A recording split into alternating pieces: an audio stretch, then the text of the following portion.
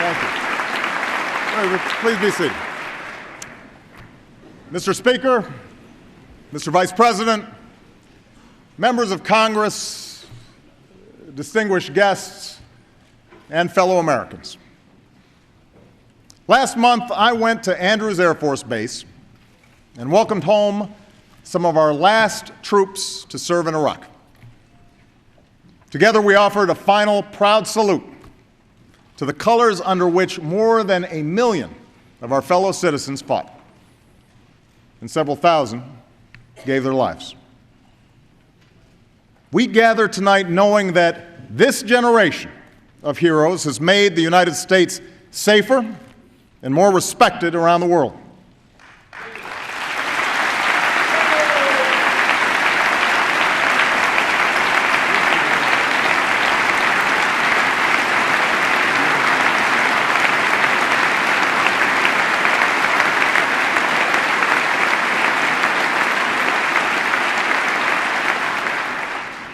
For the first time in 9 years, there are no Americans fighting in Iraq.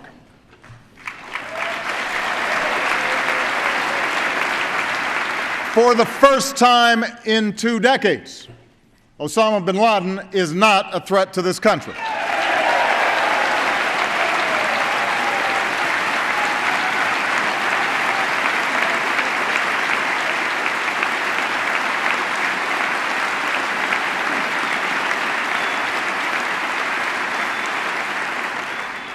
Most of al-Qaeda's top lieutenants have been defeated. The Taliban's momentum has been broken, and some troops in Afghanistan have begun to come home. These achievements are a testament to the courage, selflessness, and teamwork of America's armed forces. At a time when too many of our institutions have let us down, they exceed all expectations. They're not consumed with personal ambition. They don't obsess over their differences. They focus on the mission at hand. They work together. Imagine what we could accomplish if we followed their example.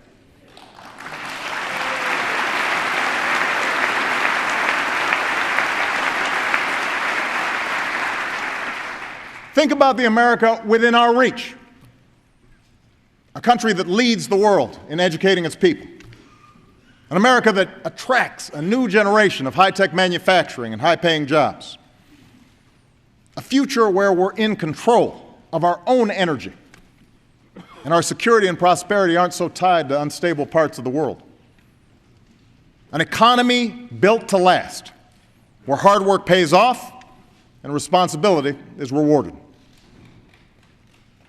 We can do this. I know we can because we've done it before.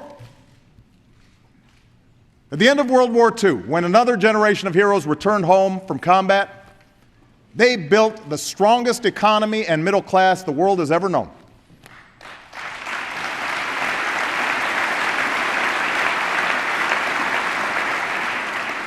My grandfather, a veteran of Patton's Army, got the chance to go to college on the GI Bill. My grandmother, who worked on a bomber assembly line, was part of a workforce that turned out the best products on earth. The two of them shared the optimism of a nation that had triumphed over a depression and fascism.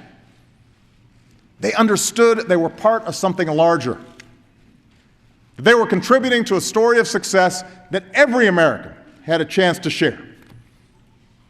The basic American promise that if you worked hard, you could do well enough to raise a family, own a home, send your kids to college, and put a little away for retirement. The defining issue of our time is how to keep that promise alive. No challenge is more urgent. No debate is more important. We can either settle for a country where a shrinking number of people do really well, while a growing number of Americans barely get by. or we can restore an economy where everyone gets a fair shot and everyone does their fair share and everyone plays by the same set of rules.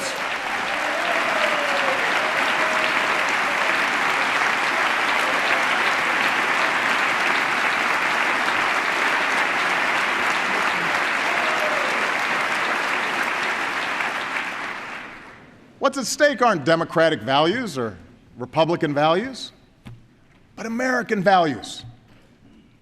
And we have to reclaim them. Let's remember how we got here. Long before the recession, jobs and manufacturing began leaving our shores. Technology made businesses more efficient, but also made some jobs obsolete. Folks at the top saw their incomes rise like never before.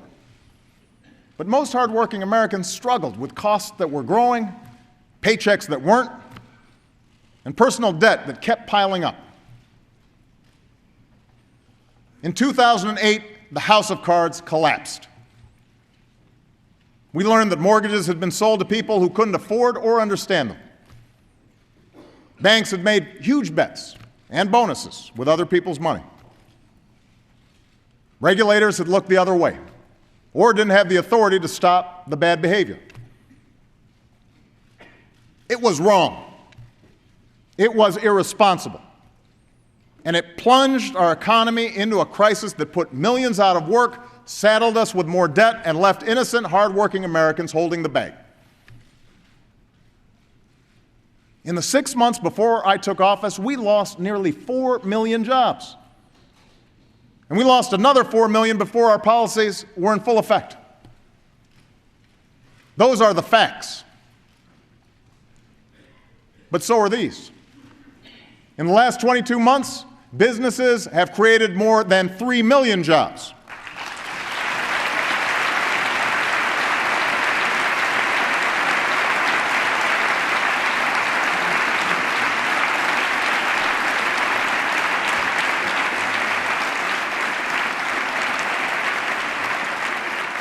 Last year, they created the most jobs since 2005.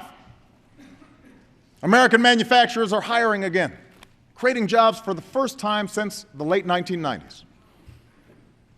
Together, we've agreed to cut the deficit by more than $2 trillion. And we've put in place new rules to hold Wall Street accountable so a crisis like this never happens again.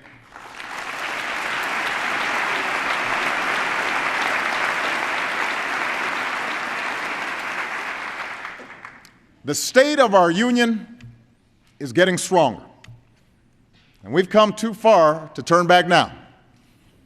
As long as I'm president, I will work with anyone in this chamber to build on this momentum.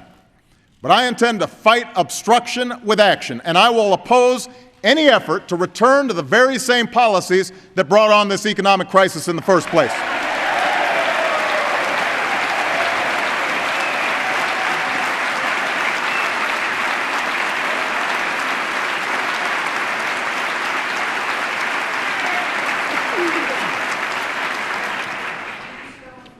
No, we will not go back to an economy weakened by outsourcing, bad debt, and phony financial profits.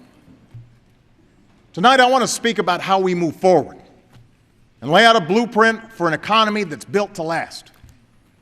An economy built on American manufacturing, American energy, skills for American workers, and a renewal of American values. Now, this blueprint begins with American manufacturing. On the day I took office, our auto industry was on the verge of collapse. Some even said we should let it die. With 1 million jobs at stake, I refused to let that happen. In exchange for help, we demanded responsibility. We got workers and automakers to settle their differences.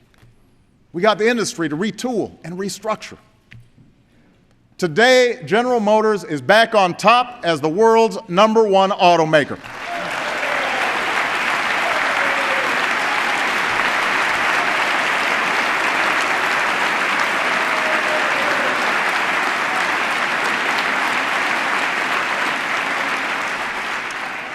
Chrysler has grown faster in the U.S. than any major car company. Ford is investing billions in U.S. plants and factories.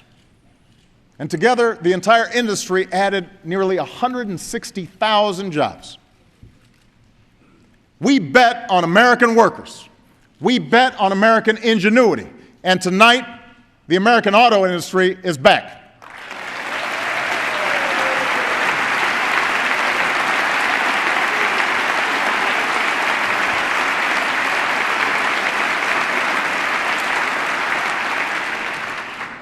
What's happening in Detroit can happen in other industries. It can happen in Cleveland, and Pittsburgh, and Raleigh. We can't bring every job back that's left our shore. But right now, it's getting more expensive to do business in places like China. Meanwhile, America is more productive.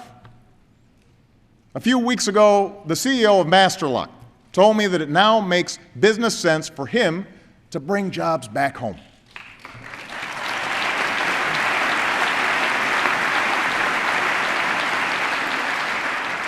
Today, for the first time in 15 years, Masterlock's unionized plant in Milwaukee is running at full capacity.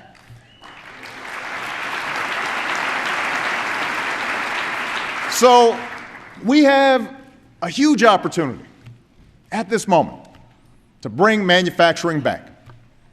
But we have to seize it. Tonight, my message to business leaders is simple.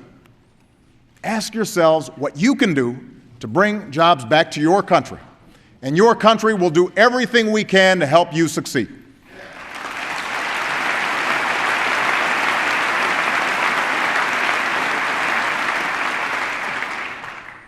We should start with our tax code. Right now, companies get tax breaks for moving jobs and profits overseas. Meanwhile, companies that choose to stay in America get hit with one of the highest tax rates in the world. It makes no sense, and everyone knows it. So let's change it. First, if you're a business that wants to outsource jobs, you shouldn't get a tax deduction for doing it.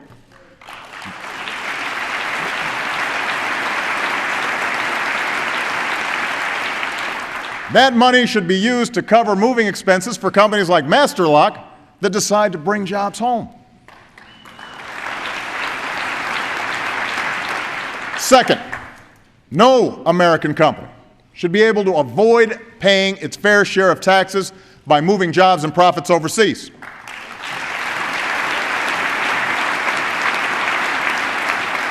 From now on, every multinational company should have to pay a basic minimum tax, and every penny should go towards lowering taxes for companies that choose to stay here and hire here in America.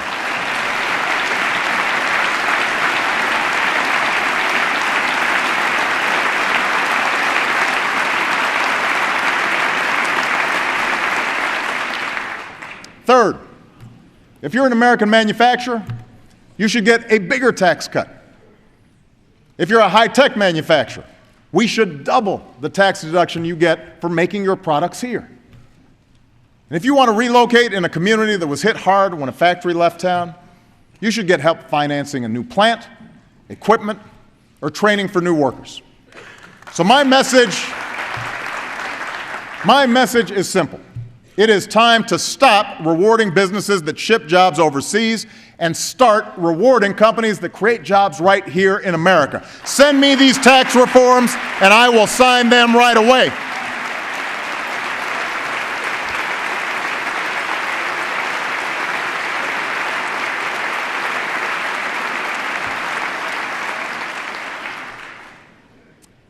We're also making it easier for American businesses to sell products all over the world.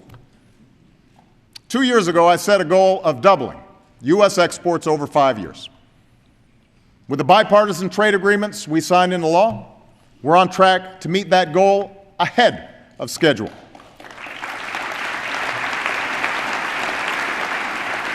Soon there will be millions of new customers for American goods in Panama, Colombia, and South Korea. Soon there will be new cars on the streets of Seoul imported from Detroit and Toledo and Chicago.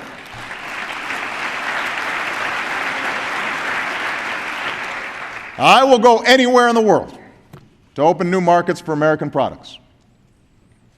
And I will not stand by when our competitors don't play by the rules.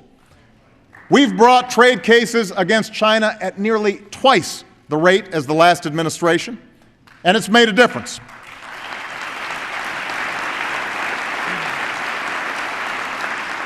Over 1,000 Americans are working today because we stopped a surge in Chinese tires. But we need to do more. It's not right when another country lets our movies, music, and software be pirated.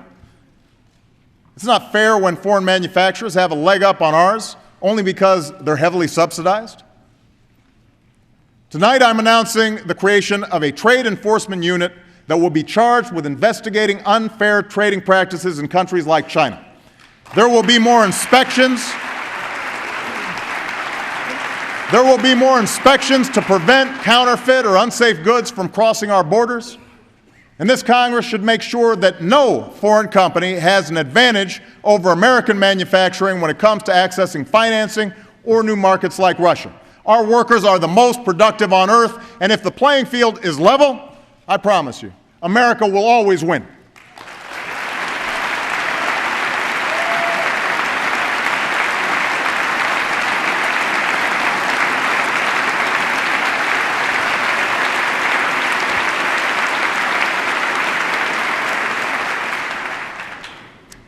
I also hear from many business leaders who want to hire in the United States, but can't find workers with the right skills. Growing industries in science and technology have twice as many openings as we have workers who can do the job. Think about that. Openings at a time when millions of Americans are looking for work. It's inexcusable, and we know how to fix it. Jackie Bray is a single mom from North Carolina who was laid off from her job as a mechanic. Then Siemens opened a gas turbine factory in Charlotte and formed a partnership with Central Piedmont Community College. The company helped the college design courses in laser and robotics training. It paid Jackie's tuition, then hired her to help operate their plant. I want every American looking for work to have the same opportunity as Jackie did. Join me in a national commitment to train 2 million Americans with skills that will lead directly to a job.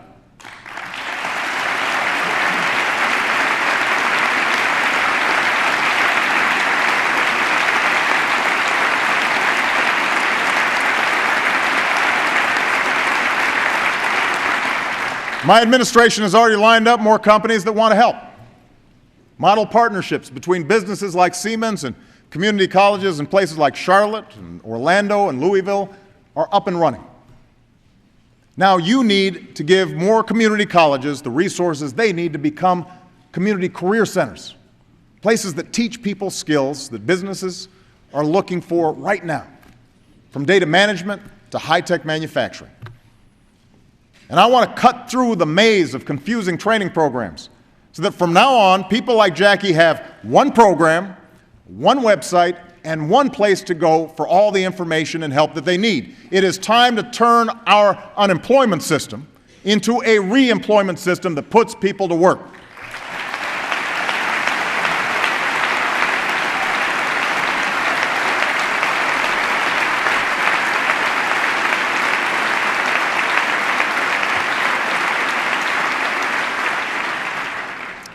These reforms will help people get jobs that are open today. But to prepare for the jobs of tomorrow, our commitment to skills and education has to start earlier.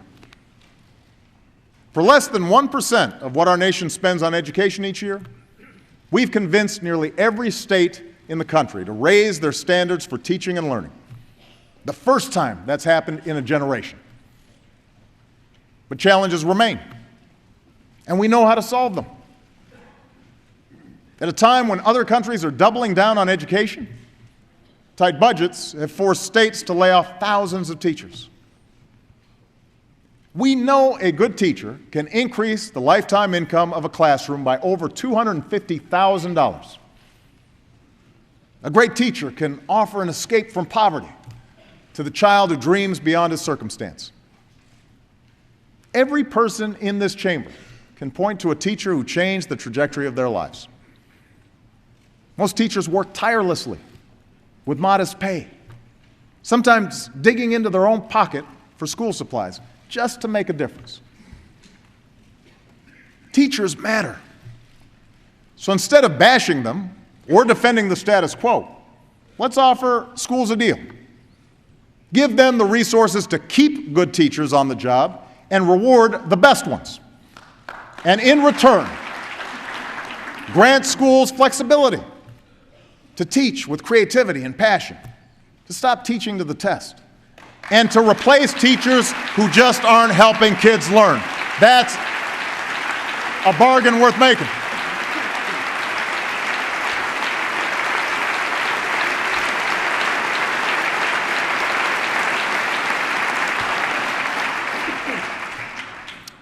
We also know that when students don't walk away from their education, more of them walk the stage to get their diploma. When students are not allowed to drop out, they do better. So tonight, I am proposing that every state requires that all students stay in high school until they graduate or turn 18.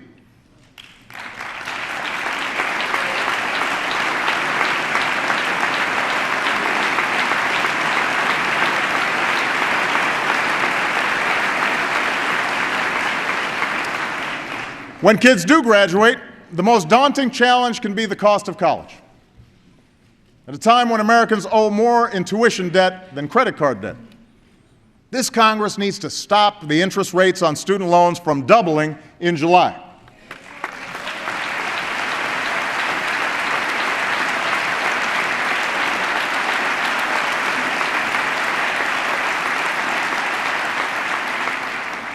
Extend the tuition tax credit we started that saves millions of middle-class families thousands of dollars. And give more young people the chance to earn their way through college by doubling the number of work-study jobs in the next 5 years.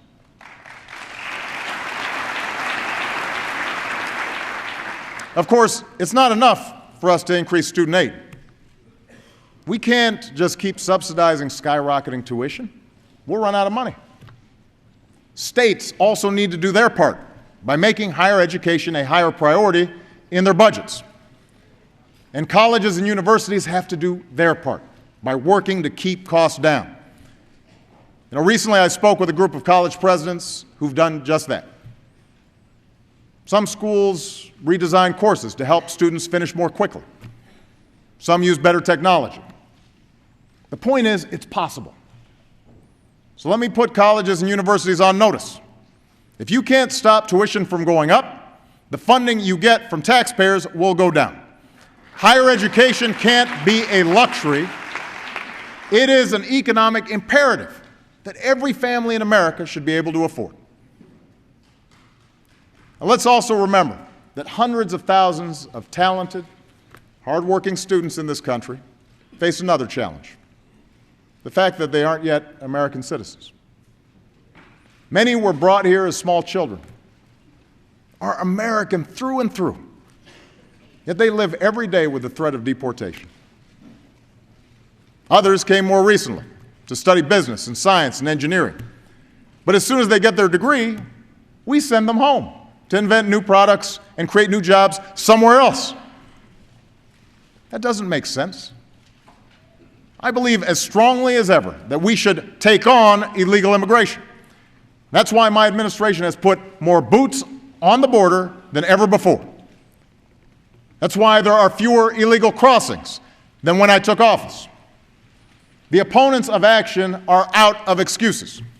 We should be working on comprehensive immigration reform right now.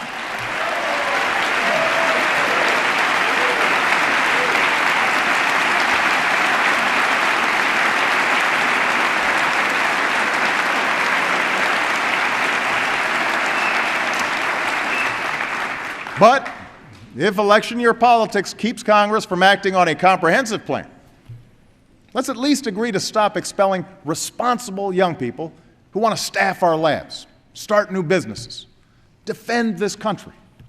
Send me a law that gives them the chance to earn their citizenship. I will sign it right away.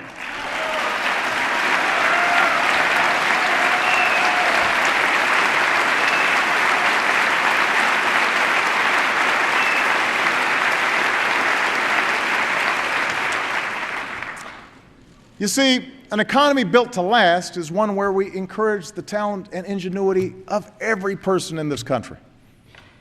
That means women should earn equal pay for equal work.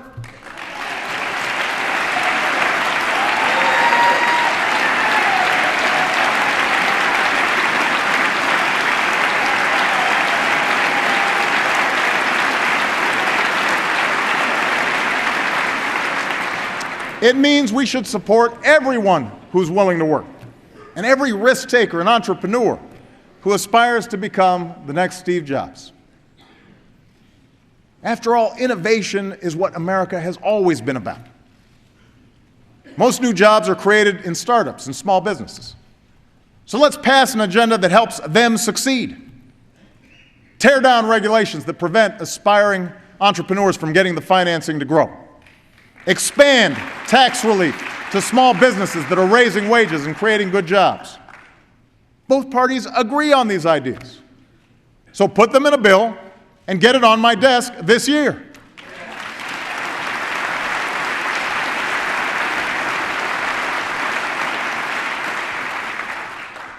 Innovation also demands basic research. Today, the discoveries taking place in our federally financed labs and universities could lead to new treatments that kill cancer cells but leave healthy ones untouched. New lightweight vests for cops and soldiers that can stop any bullet. Don't gut these investments in our budget. Don't let other countries win the race for the future. Support the same kind of research and innovation that led to the computer chip and the internet, to new American jobs and new American industries. And nowhere is the promise of innovation greater than in American-made energy. Over the last 3 years, we've opened millions of new acres for oil and gas exploration. And tonight I'm directing my administration to open more than 75% of our potential offshore oil and gas resources.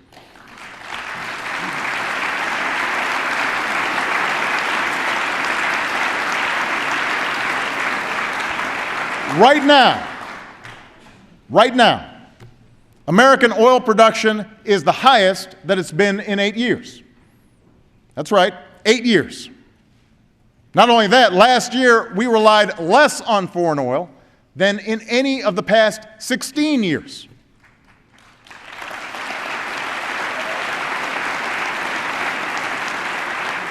But with only 2% of the world's oil reserves, oil isn't enough. This country needs an all-out, all-of-the-above strategy that develops every available source of American energy.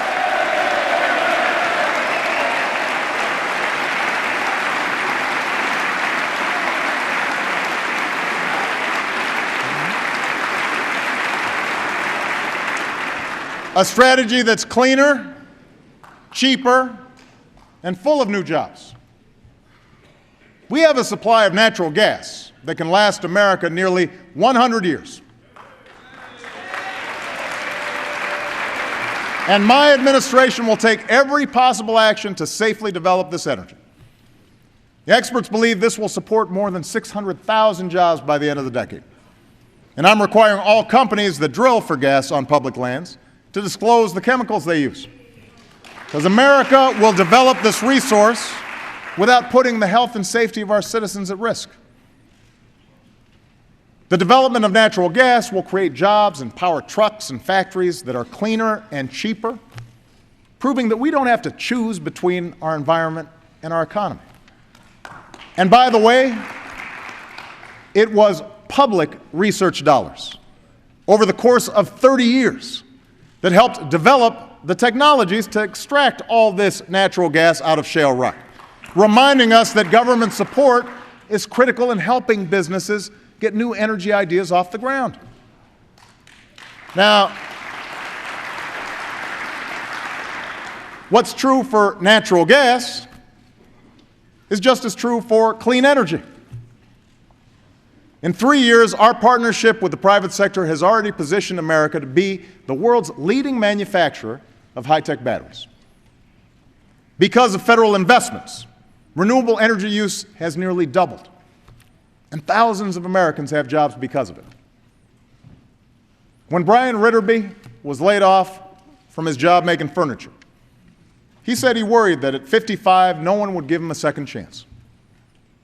But he found work at Energetics, the wind turbine manufacturer in Michigan. Before the recession, the factory only made luxury yachts. Today, it's hiring workers like Brian who said, "I'm proud to be working in the industry of the future." Our experience with shale gas, our experience with natural gas, shows us that the payoffs on these public investments don't always come right away. Some technologies don't pan out. Some companies fail. But I will not walk away from the promise of clean energy. I will not walk away from workers like Brian.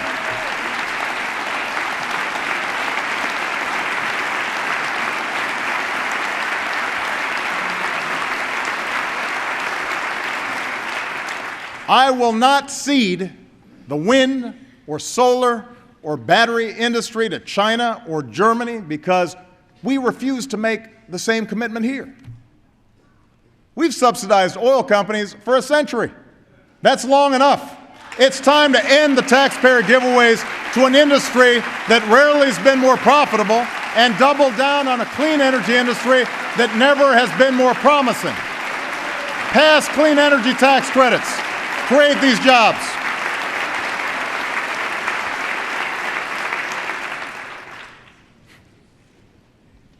We can also spur energy innovation with new incentives. The differences in this chamber may be too deep right now to pass a comprehensive plan to fight climate change. But there's no reason why Congress shouldn't at least set a clean energy standard that creates a market for innovation. So far, you haven't acted. Well, tonight, I will. I'm directing my administration to allow the development of clean energy on enough public land to power 3 million homes. And I'm proud to announce that the Department of Defense, working with us, the world's largest consumer of energy, will make one of the largest commitments to clean energy in history, with the Navy purchasing enough capacity to power 250,000 homes a year.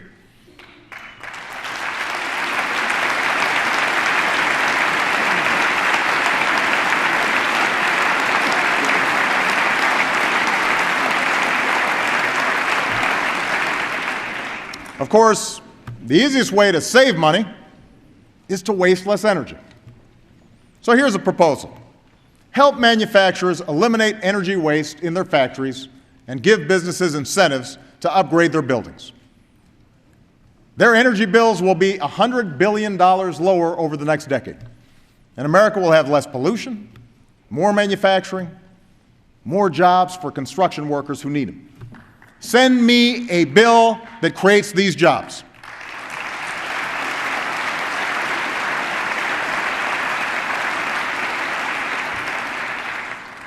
Building this new energy future should be just one part of a broader agenda to repair America's infrastructure. So much of America needs to be rebuilt. We've got crumbling roads and bridges, a power grid that wastes too much energy, an incomplete high-speed broadband network that prevents a small business owner in rural America from selling her products all over the world. During the Great Depression, America built the Hoover Dam and the Golden Gate Bridge. After World War II, we connected our states with a system of highways. Democratic and Republican administrations invested in great projects that benefited everybody, from the workers who built them to the businesses that still use them today. In the next few weeks, I will sign an executive order clearing away the red tape that slows down too many construction projects. But you need to fund these projects. Take the money we're no longer spending at war, use half of it to pay down our debt, and use the rest to do some nation building right here at home.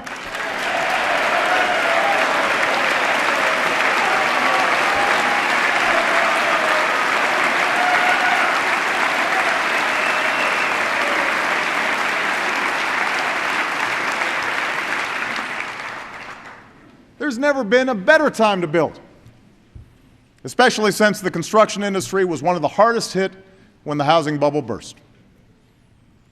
Of course, construction workers weren't the only ones who were hurt. So were millions of innocent Americans who've seen their home values decline. And while government can't fix the problem on its own, responsible homeowners shouldn't have to sit and wait for the housing market to hit bottom to get some relief. And that's why I'm sending this Congress a plan that gives every responsible homeowner the chance to save about $3,000 a year on their mortgage by refinancing at historically low rates. No more red tape, no more runaround from the banks. A small fee on the largest financial institutions will ensure that it won't add to the deficit and will give those banks that were rescued by taxpayers a chance to repay a deficit of trust.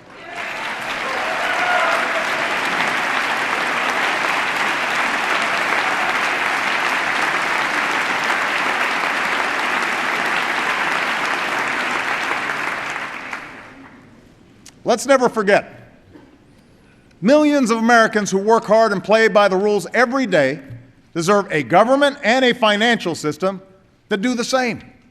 It's time to apply the same rules from top to bottom. No bailouts, no handouts, and no cop-outs. An America built to last insists on responsibility from everybody. We've all paid the price for lenders who sold mortgages to people who couldn't afford them, and buyers who knew they couldn't afford them. That's why we need smart regulations to prevent irresponsible behavior.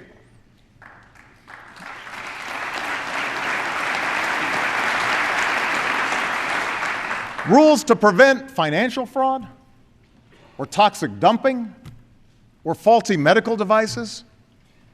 These don't destroy the free market. They make the free market work better. Now, there's no question that some regulations are outdated, unnecessary, or too costly. In fact, I've approved fewer regulations in the first 3 years of my presidency than my Republican predecessor did in his.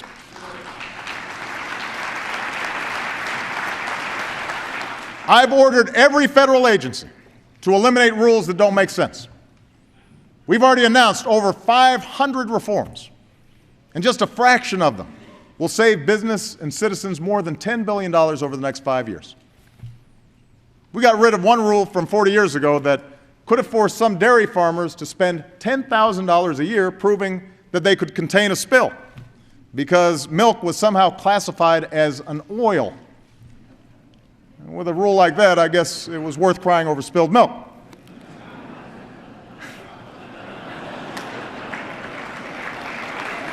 Now, I'm confident a farmer can contain a milk spill without a federal agency looking over his shoulder.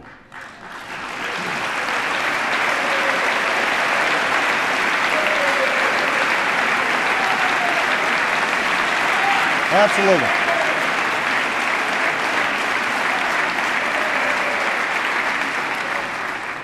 But I will not back down from making sure an oil company can contain the kind of oil spill we saw in the Gulf 2 years ago.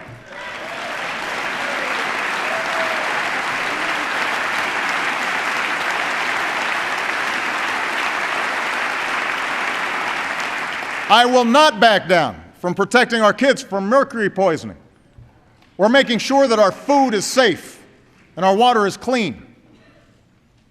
I will not go back to the days when health insurance companies had unchecked power to cancel your policy, deny your coverage, or charge women differently than men.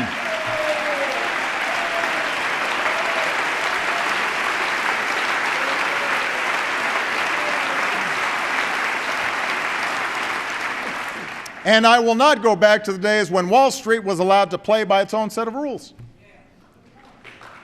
The new rules we passed restore what should be any financial system's core purpose: getting funding to entrepreneurs with the best ideas and getting loans to responsible families who want to buy a home or start a business or send their kids to college.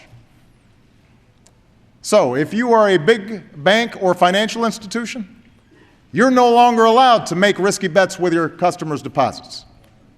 You're required to write out a living will that details exactly how you'll pay the bills if you fail, because the rest of us are not bailing you out ever again.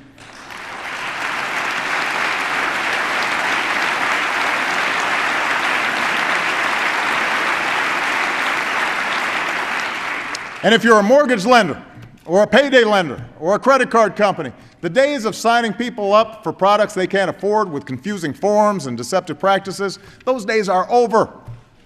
Today, American consumers finally have a watchdog in Richard Cordray with one job: to look out for them.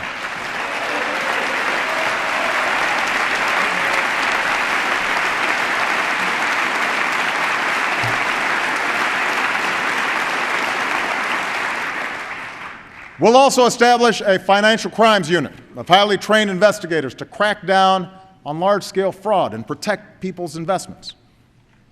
Some financial firms violate major anti-fraud laws because there's no real penalty for being a repeat offender. That's bad for consumers, and it's bad for the vast majority of bankers and financial service professionals who do the right thing. So pass legislation that makes the penalties for fraud count. And tonight I'm asking my Attorney General to create a special unit of federal prosecutors and leading state attorney general to expand our investigations into the abuse of lending and packaging of risky mortgages that led to the housing crisis. This new unit will hold accountable those who broke the law, speed assistance to homeowners, and help turn the page on an era of recklessness that hurt so many Americans. Now, a return to the American values of fair play and shared responsibility will help protect our people and our economy. But it should also guide us as we look to pay down our debt and invest in our future. Right now, our most immediate priority is stopping a tax hike on 160 million working Americans while the recovery is still fragile.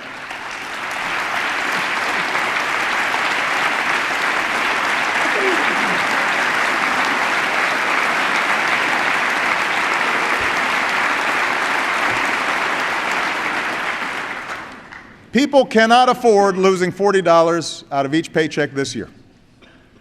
There are plenty of ways to get this done. So let's agree right here, right now. No side issues, no drama. Pass the payroll tax cut without delay. Let's get it done.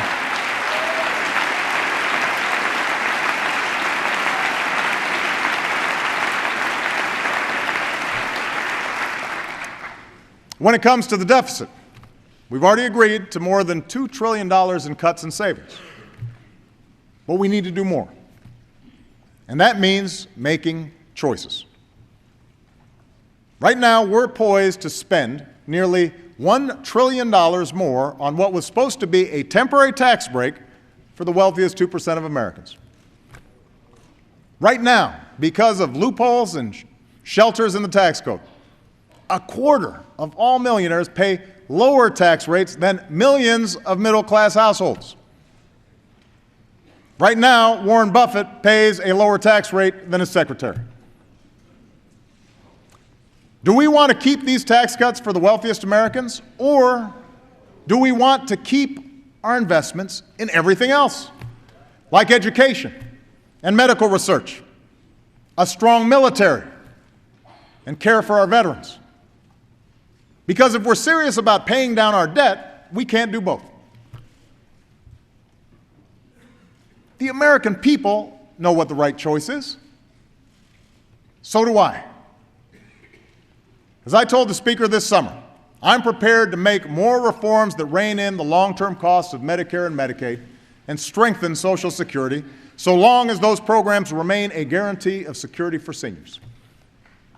But in return, we need to change our tax code so that people like me and an awful lot of members of Congress pay our fair share of taxes.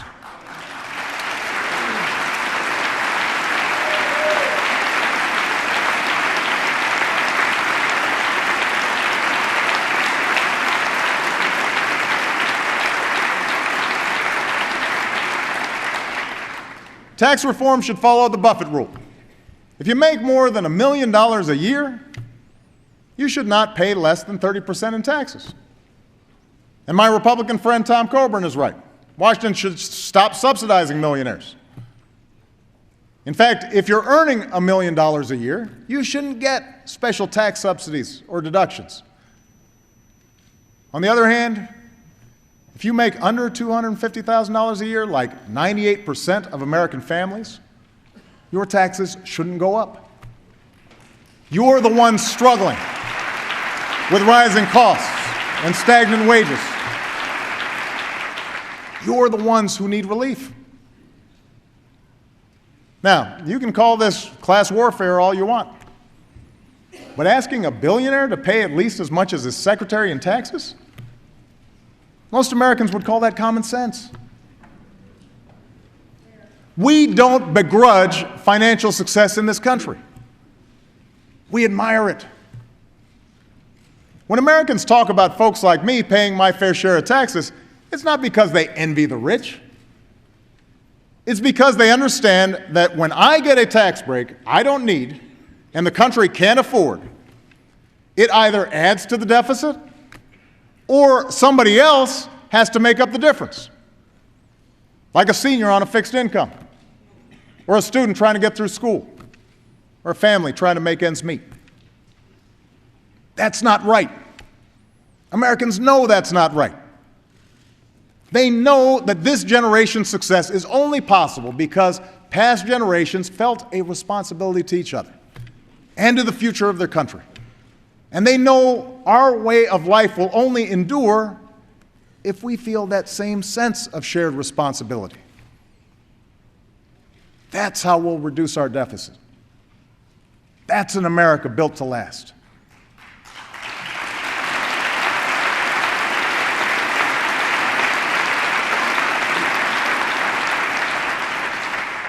Now, I recognize that people watching tonight have differing views about taxes and debt, energy and health care.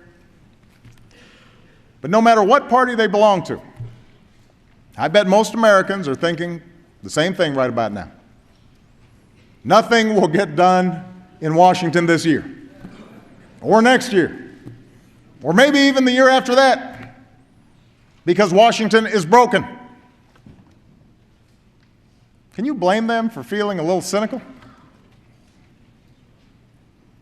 The greatest blow to our confidence in our economy last year didn't come from events beyond our control. It came from a debate in Washington over whether the United States would pay its bills or not. Who benefited from that fiasco? I've talked tonight about the deficit of trust between Main Street and Wall Street, but the divide between this city and the rest of the country is at least as bad. And it seems to get worse every year. And some of this has to do with the corrosive influence of money in politics. So together, let's take some steps to fix that. Send me a bill that bans insider trading by members of Congress. I will sign it tomorrow.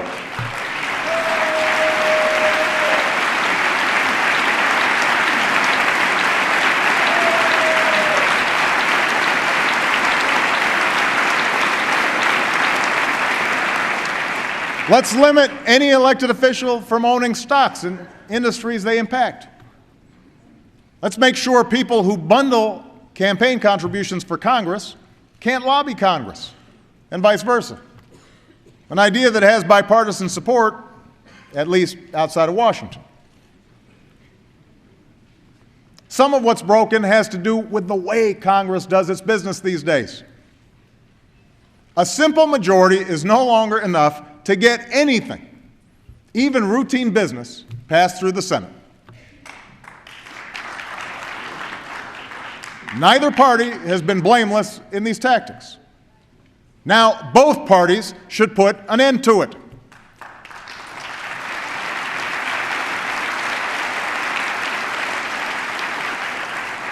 For starters, I ask the Senate to pass a simple rule that all judicial and public service nominations receive a simple up or down vote within 90 days.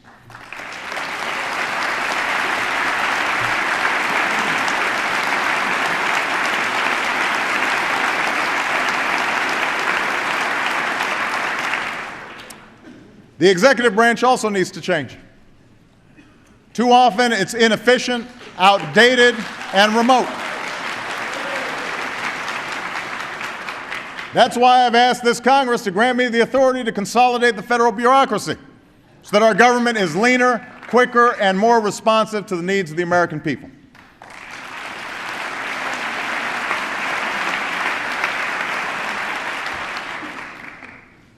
Finally, none of this can happen unless we also lower the temperature in this town. We need to end the notion that the two parties must be locked in a perpetual campaign of mutual destruction, that politics is about clinging to rigid ideologies instead of building consensus around common sense ideas. I'm a Democrat, but I believe what Republican Abraham Lincoln believed. The government should do for people only what they cannot do better by themselves and no more.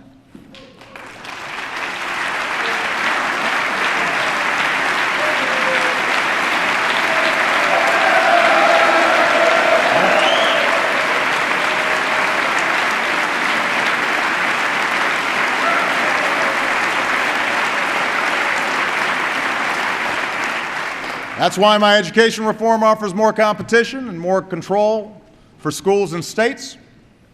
That's why we're getting rid of regulations that don't work. That's why our health care law relies on a reformed private market, not a government program.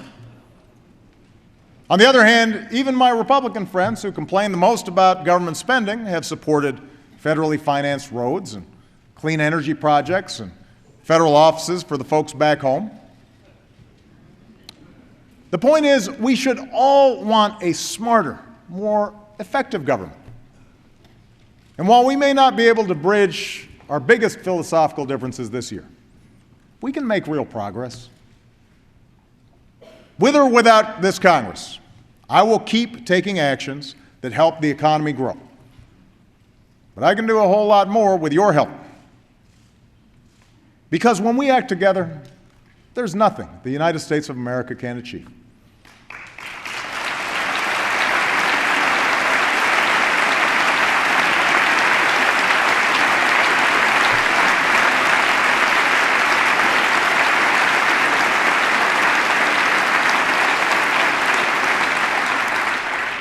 That's the lesson we've learned from our actions abroad over the last few years. Ending the Iraq War has allowed us to strike decisive blows against our enemies. From Pakistan to Yemen, the al-Qaeda operatives who remain are scrambling, knowing that they can't escape the reach of the United States of America.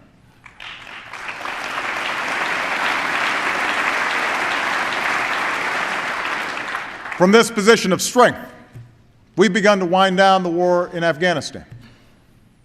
10,000 of our troops have come home. 23,000 more will leave by the end of this summer. This transition to Afghan lead will continue, and we will build an enduring partnership with Afghanistan so that it is never again a source of attacks against America.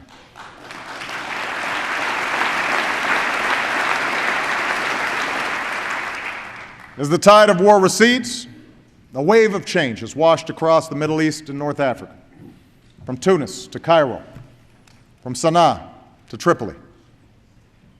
A year ago, Gaddafi was one of the world's longest-serving dictators, a murderer with American blood on his hands. Today, he is gone. And in Syria, I have no doubt that the Assad regime will soon discover that the forces of change cannot be reversed and that human dignity cannot be denied.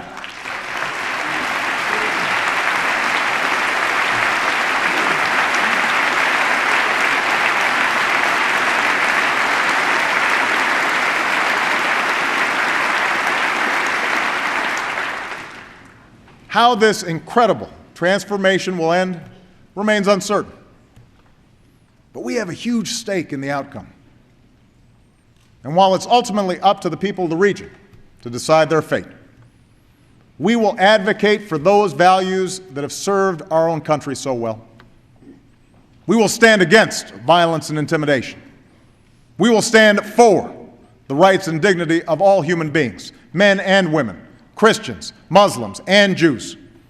We will support policies that lead to strong and stable democracies and open markets, because tyranny is no match for liberty.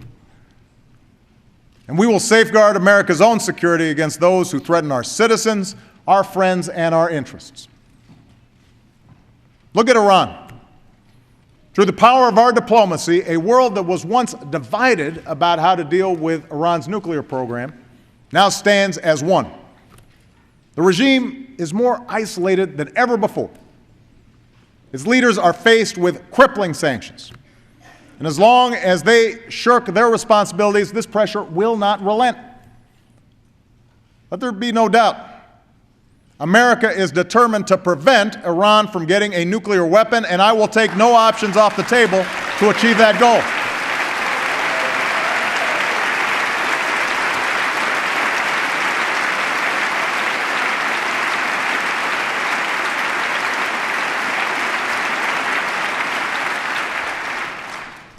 But a peaceful resolution of this issue is still possible, and far better. And if Iran changes course and meets its obligations, it can rejoin the community of nations. The renewal of American leadership can be felt across the globe. Our oldest alliances in Europe and Asia are stronger than ever. Our ties to the Americas are deeper. Our ironclad commitment, and I mean ironclad, to Israel's security has meant the closest military cooperation between our two countries in history.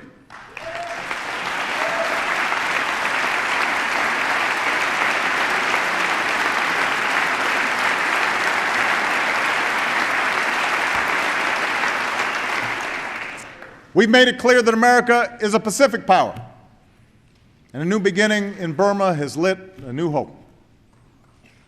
From the coalitions we've built to secure nuclear materials, to the missions we've led against hunger and disease, from the blows we've dealt our enemies, to the enduring power of our moral example, America is back. Anyone who tells you otherwise, anyone who tells you that America is in decline or that our influence has waned, doesn't know what they're talking about.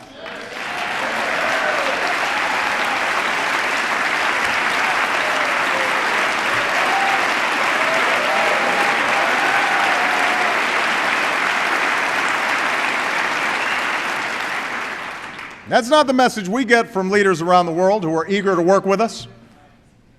That's not how people feel from Tokyo to Berlin, from Cape Town to Rio, where opinions of America are higher than they've been in years. Yes, the world is changing. No, we can't control every event. But America remains the one indispensable nation in world affairs, and as long as I'm president, I intend to keep it that way.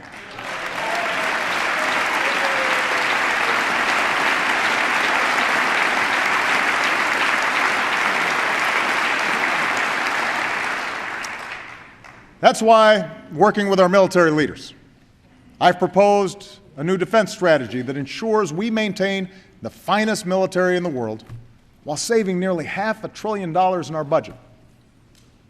To stay one step ahead of our adversaries, I've already sent this Congress legislation that will secure our country from the growing dangers of cyber threats.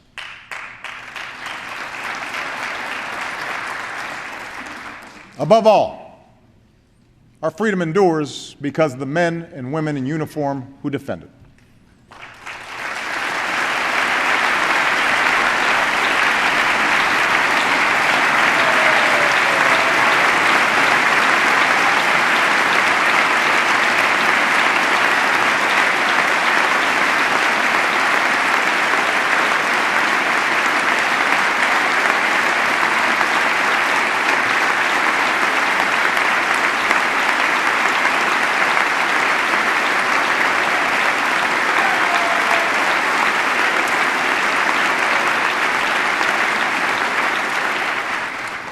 As they come home, we must serve them as well as they've served us.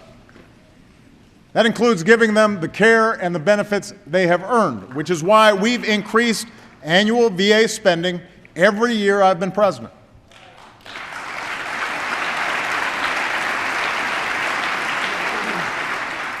And it means enlisting our veterans in the work of rebuilding our nation. With the bipartisan support of this Congress, we're providing new tax credits to companies that hire vets. Michelle and Jill Biden have worked with American businesses to secure a pledge of 135,000 jobs for veterans and their families. And tonight I'm proposing a Veterans Jobs Corps that will help our communities hire veterans as cops and firefighters so that America is as strong as those who defend her.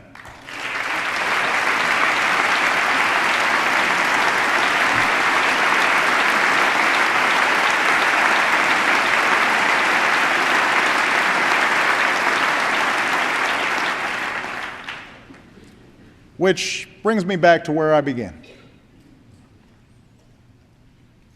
Those of us who've been sent here to serve can learn a thing or two from the service of our troops.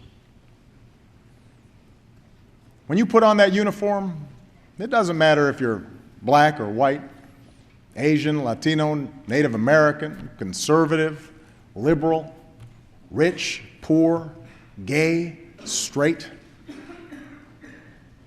When you're marching into battle, you look out for the person next to you, or the mission fails. Where you're in the thick of the fight, you rise or fall as one unit, serving one nation, leaving no one behind. Now, one of my proudest possessions is the flag that the SEAL team took with them on the mission to get bin Laden. On it are each of their names. Some may be Democrats. Some may be Republicans. But that doesn't matter.